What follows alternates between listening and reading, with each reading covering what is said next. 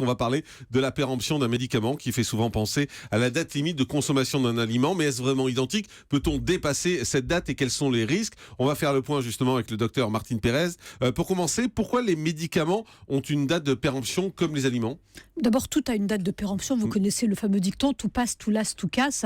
Eh bien, pour les médicaments, c'est pareil. Il y a des modifications chimiques au fil du temps. Il y a des modifications liées aussi à l'environnement qui font qu'au bout d'un certain nombre de temps, mais très longtemps, vous allez voir, eh bien, ces médicaments se modifient, ils peuvent perdre en efficacité ou ils pourraient éventuellement devenir toxiques. Et donc, les laboratoires ont décidé qu'il fallait mettre une date limite d'utilisation. Qui décide de cette date? Alors, le laboratoire pharmaceutique, quand il demande un dossier d'autorisation de mise sur le marché, il a déjà anticipé la date limite d'utilisation de son produit et il a testé son produit dans des conditions extrêmes, sous la chaleur, dans l'humidité, sous la lumière, dans différentes conditions. Et au terme de ça, il propose une date limite d'utilisation qui serait une durée limite d'autorisation qui serait de 2 à 5 ans en moyenne. D'accord. Et c'est lié en fait au changement de composition, c'est ça? C'est lié au changement de composition. C'est pas juste pour nous faire acheter plus souvent des médicaments? Alors, justement, il y a quelques années, il y a 3 ou 4 ans, les Américains ont fait une expérience hyper intéressante. Ils ont retrouvé dans une vieille pharmacie de Los Angeles 14 médicaments dont la date de péremption datait de plus de 24 à 40 ans. Je ne sais pas si vous voyez. Et ils se sont dit, tiens, on va... Je sais que vous allez souvent aux États-Unis, effectivement, donc vous allez voir ça très bien. Beaucoup. Il y avait de la poussière sur les boîtes. Bah oui. Il y avait de la poussière sur les boîtes, mais figurez-vous qu'ils ont pris tous les comprimés dans les blisters et ils les ont examinés pour voir si ces médicaments contenaient encore des produits actifs. Il y avait 14 produits et ils se sont rendus compte que pour 12 d'entre eux, la composition était similaire, était complètement équivalente à ce qu'on pouvait attendre du produit. Pour 12 d'entre eux, donc notamment le paracétamol, des phénobarbital, des médicaments qui n'existent plus comme les phénacétines. Pour 2 d'entre eux, en revanche, le contenu était inférieur d'au moins 10% à ce qu'on était en droit d'espérer d'attendre, c'est-à-dire notamment l'aspirine, et c'était des amphétamines. 10%, c'est pas énorme. Voilà. Donc, la conclusion, sur 20 ans? Oui, la conclusion des auteurs, c'est de dire que quand les médicaments sont bien conservés, eh bien, on pourrait sans doute les utiliser plus longtemps. Mais pourquoi il y a une date limite d'utilisation? Je réponds à votre première question. C'est que les laboratoires, ils ne sont pas censés surveiller les médicaments pendant 100 ans, si vous voulez.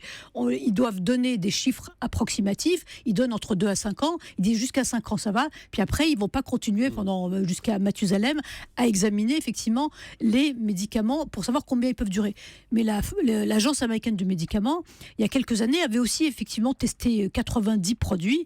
Elle s'était rendue compte que pour 84 d'entre eux, effectivement, 5 ans après la date de péremption, eh ben, il contenait encore le médicament à dose efficace. Mais ce que vous nous dites là, ça nous incite quand même à se dire on ne vide pas notre pharmacie quand les dates sont dépassées. On garde les médicaments quand les dates sont dépassées alors? Non, alors quand les dates sont dépassées, il faut être prudent. Je ne vais pas donner des conseils qui iraient au-delà de ce que dit l'agence. Je vous raconte la vérité. Non, mais d'accord, je ne vais pas faire de langue de bois. Vous venez nous expliquer quand même qu'il reste efficace. Mais surtout, vous ne devriez pas avoir de médicaments qui traînent dans la pharmacie. Parce que, par exemple, des antibiotiques, si je vous prescris 5 jours d'antibiotiques, le pharmacien vous donne 5 jours d'antibiotiques. Vous êtes un bon patient, vous avez une bonne observance, vous les consommez. Les boîtes, elles sont jamais en rapport avec les prescriptions des médecins. Oui, il y en a toujours plus. Il est là le problème. Il est sur le conditionnement et sur parfois le non-respect de la durée de posologie. Donc le message à passer, c'est qu'il faut vraiment, quand on vous prescrit 5 jours ou 7 jours, respecter et ne pas s'arrêter avant. Donc ça veut dire qu'il y a peu de médicaments qui traînent. Alors après, les médicaments qui peuvent traîner, c'est un peu d'aspirine, c'est du paracétamol, des choses qu'on a au quotidien. Ça, on peut garder parce que c'est stable sur le plan chimique et surtout, vous risquez pas de vous intoxiquer. En tout cas, c'est pas ça qui va vous tuer. Non, alors justement, j'ai une précision à apporter quand même, c'est qu'il y a un médicament qui, quand on... Elle est en train de nous tuer le micro. On va vous donner un peu de paracétamol. Je tousse, j'ai pas éternué. On va vous soigner après l'émission. Je suis bien entouré en plus. Non, mais il y a quand même un médicament dont on s'est rendu compte que quand on dépasse la date limite d'utilisation, il est toxique. C'est un antibiotique. Ce sont les tétracyclines. Donc, c'est quand même important de savoir en tout cas que les tétracyclines deviennent toxiques quand on dépasse la date d'utilisation. Donc prendre un médicament périmé, est-ce que c'est dangereux? Écoutez, moi je pense qu'il faut rester dans Vous me refaites le petit bas? Non, parce que moi, honnêtement, je vais parler de moi. Oui. Je ne vais pas donner de conseils aux auditeurs. Moi, il m'arrive de prendre du paracétamol quand il a dépassé de quelques mois la date d'utilisation. Ça ne me traumatise pas. Ah, c'est ça alors. Mais en revanche, effectivement, En revanche, il faut s'intéresser à la forme galénique. Pour les comprimés sont stables. C'est quoi la forme galénique ? La forme galénique, c'est par exemple le sirop, c'est une forme galénique. Le collier, le liquide, la galénique, c'est la manière dont la molécule active est présentée. Et en réalité, donc, les comprimés sont assez stables à condition d'être protégés de la chaleur, de l'humidité, de l'air et de la lumière. Voilà, de la lumière. Donc il faut bien, dans des bonnes conditions de préservation, si on dépasse la date limite d'utilisation, c'est pas très grave. En revanche, les sirops, on considère qu'ils peuvent s'infecter parce que souvent ils contiennent du sucre. Donc il vaut mieux ne pas dépasser la date limite d'utilisation. Les colliers, c'est pareil, souvent c'est des formules instables. Les pommades, on recommande de ne pas les utiliser au-delà de la date d'utilisation. Oui, non, mais je parlais des comprimés au départ, mais effectivement, il faut être prudent avec d'autres conditionnements, en sachant qu'on ne risque pas non plus énormément de choses en utilisant des pommades qui sont périmées depuis un mois. Il faut le savoir. La meilleure façon de conserver un médicament, c'est quoi ? Eh bien, alors surtout, ne mettez pas dans votre voiture, dans la boîte à gants, sous le soleil, ça va être terrible. Ne le mettez pas à côté de la cuisinière où il y a des températures, où il y a de l'humidité.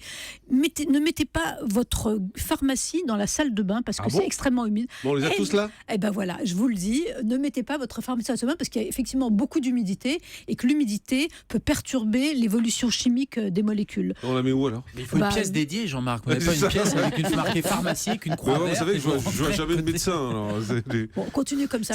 Tous les jours, de 11 à 12. Enfin. C'est ça.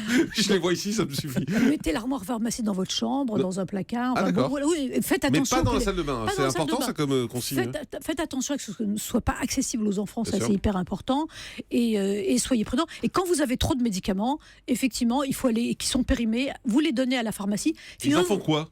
Alors, ils sont détruits dans des conditions extrêmement précises parce que quand vous les jetez dans les poubelles ou quand vous les jetez, par exemple, les gens les mettent dans les WC, par exemple, c'est une hérésie totale parce que vous risquez de contaminer les réseaux d'eau dans lesquels on retrouve aujourd'hui parfois, y compris dans l'eau potable, des doses infimes de médicaments. Mais ils ne sont pas réutilisés ? À un moment, on disait qu'ils étaient renvoyés dans des pays moins développés. Alors, jusqu'en 2009, on avait le droit, quand certains médicaments étaient périmés et quand on connaissait leur stabilité chimique, de les envoyer à certaines associations. En France, c'est interdit depuis 2009, mais aux États-Unis, l'armée américaine récupère les médicaments périmés, en fait des tests à condition qu'ils aient été conservés correctement et les réutilise dans certaines circonstances.